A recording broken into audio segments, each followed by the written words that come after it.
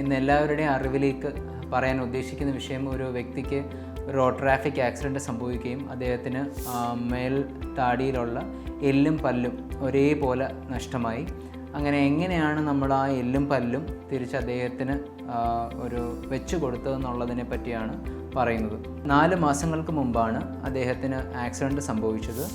ഈ ആക്സിഡൻറ്റിൽ അദ്ദേഹത്തിന് മേൽത്താടിയിലുള്ള എല്ലും പല്ലും ഒരുപോലെ തന്നെ നേരത്തെ പറഞ്ഞതുപോലെ നഷ്ടപ്പെട്ടു. അത് നഷ്ടപ്പെട്ടതിന് ശേഷം അദ്ദേഹത്തിന് അതിൻ്റെ റീഹാബിലിറ്റേഷൻ അല്ലെങ്കിൽ പല്ല് തിരിച്ച് വെക്കുന്നതിനെ പറ്റിയുള്ള, ആ നഷ്ടപ്പെട്ട എല്ലും പല്ലും തിരിച്ച് വെക്കുന്നതിനെ പറ്റിയുള്ള ഓപ്ഷൻസ് നമ്മൾ പറഞ്ഞു കൊടുക്കുകയും അതിൽ ഫസ്റ്റ് ഓപ്ഷനായ ഡെൻ്റൽ ഇംപ്ലാൻസ് തന്നെ പറഞ്ഞു.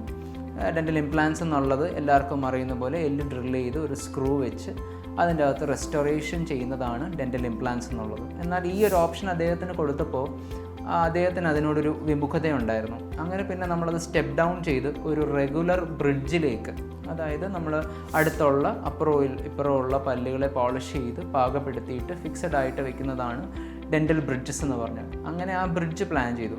അപ്പോൾ റെഗുലർ ബ്രിഡ്ജസ് ചെയ്യുമ്പോൾ സ്വാഭാവികമായിട്ട് അദ്ദേഹത്തിന് ആ എല്ലും പല്ലും ഉള്ള കോമ്പണൻ്റ് ഉണ്ടായത് കൊണ്ട് തന്നെ നാച്ചുറലി വെയിറ്റ് കൂടാനുള്ള ഒരു ചാൻസ് ഉണ്ടായിരുന്നു. അങ്ങനെ ലാബുകാരുമായിട്ട് ഡിസ്കസ് ചെയ്ത് നമ്മളൊരു മേലോ ലൈക്ക് ബ്രിഡ്ജിലേക്ക് നമ്മൾ എത്തി.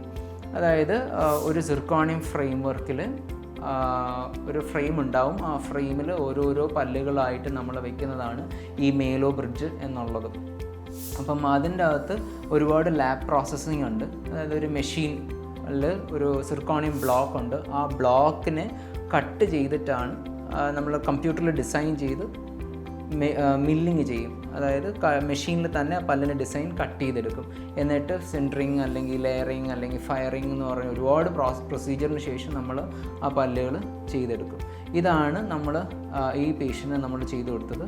ഈ കാണുന്ന ഫോട്ടോയിൽ അദ്ദേഹത്തിന് പണ്ടുള്ള പല്ലില്ലാത്തതും ഇപ്പോൾ കാണുന്ന ഫോട്ടോയിൽ നമുക്ക് പല്ലുള്ളതുമായിട്ടാണ് കാണാൻ കഴിയുന്നത്. ആ സൈഡിലുള്ള മൂക്കിൻ്റെ താഴോട്ടിരിക്കുന്നതും മുകളിലേക്ക് ഫുള്ള് ലിഫ്റ്റായി വന്നതും എസ്തെറ്റിക് അപ്പിയറൻസും ഫങ്ഷനാലിറ്റി എല്ലാം നമുക്ക് റെസ്റ്റോർ ചെയ്യാൻ കഴിഞ്ഞു.